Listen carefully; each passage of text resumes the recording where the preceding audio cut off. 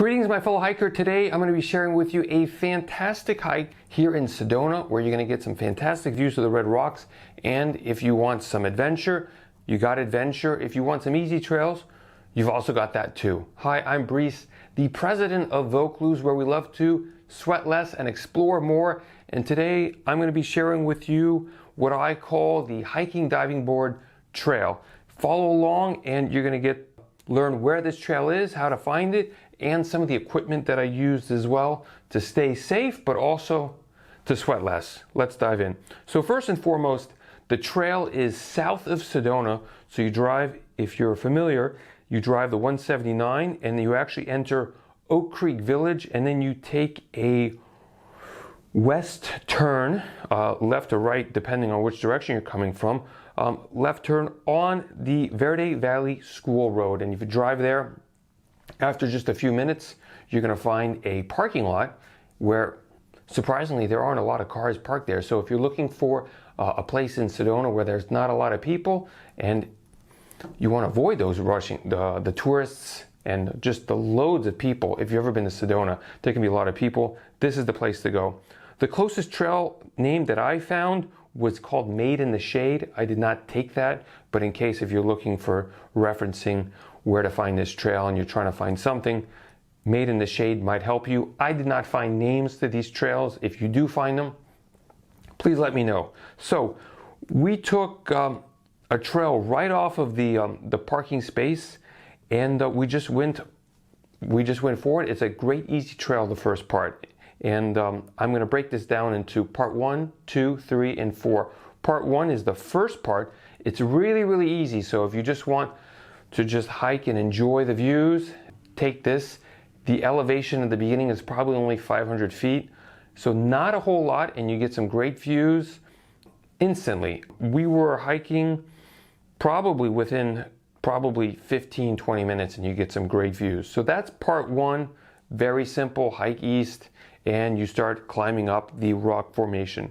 Part 2 is you've got the rock formation in front of you, and you have an option. You can either go east, where I'm going to be taking you, and it's going to start getting a little bit more difficult, and the incline is going to be about 1,000 feet, or you go north pretty much in another way around the rock formation. It's much, much easier, much more comfortable.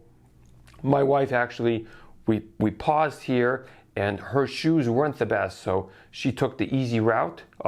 Nothing wrong with taking the easy, whether you don't have the right equipment or you don't really want to be hiking next to some steep, sharp cliffs, which is what's going to happen, and I'll show you the pictures. So if you're just looking for something that's just moderate, easy, fun, great views, take that route. So that's the fork, which is part 2. Part 3 is climbing up to the diving board. As you can see from the pictures, it gets a little dicey sometimes. Some people might not call this dicey. I was feeling a little uncomfortable at times, but nonetheless, it's not for everybody. It's a little bit challenging, but again, you get some great views. There's actually 2 diving boards. There's I guess a normal one and a high diving board, and you can get some really great views. But then again, you have to be doing some climbing. If you don't have the arm strength or you don't want to be using all 4, then don't do this part. But again, some great views and a lot of fun. Part 4 is walking back to the point of the fork. Again, it gets a little bit difficult. There was a lot of rain in the past week, and so the trail was a little bit slippery. There was rocks everywhere. If you come to Sedona or this part of Arizona, you're going to know that there's rocks, and sometimes you can slip around. So definitely have the right equipment. Overall, the conditions were low 60s to 70s, fantastic weather. Humidity was in the mid 40s. Total distance was 3.54 miles. The time just over 2 hours at 2 hours and 27 minutes. Elevation was 1,500 feet. If you do the whole thing, if you want to go the easy route, it's only 500. And then total calories, it wasn't that exhausting, but then again, it definitely was a hike. Now, with that said, I do want to share with you some of the equipment that I used. First and foremost is I came with my pepper stick. So if you want to have a little bit more security when you're hiking, well, check out the pepper stick. It's pretty much a hiking stick with a pepper spray module right here in the hand. So if you find something that is attacking you, you just flip it on with your thumb and aim and spray. Very, very helpful. Took that out with me. And then the other piece of equipment that I had was the cool dry frame, which I have right here attached to this backpack. It's simply a dual frame where you can attach it to any backpack in seconds. It's just the loops are right here.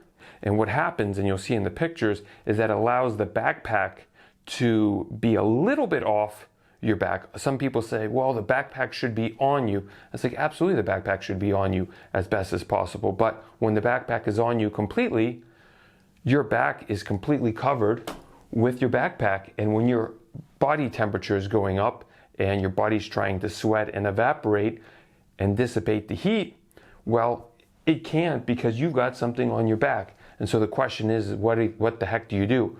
Some people just loosen their backpack straps and have their backpack sag, and so that way they get a little bit of relief. Great, you can definitely do that. However, now you're wearing your backpack the way you shouldn't be, and you might cause yourself an injury. It's not a long-term solution to be doing that. If you have the cool dry frame attached to your backpack, the backpack is as close as possible to your back with allowing a little bit of air gap constantly, so that way when your core temperature increases, the heat constantly evaporates. So you don't have to loosen your backpack straps ever. You don't have to be taking your backpack off. It's a better solution for wearing a backpack. And if you sweat more, if you have a higher core temperature than most people, or if you just don't like sweating, this is a great solution for you. If you love the outdoors and you just want to enjoy it a whole lot more, check out the cool dry frame. The link is going to be right below. Thank you so much, and see you on the trails. Bye.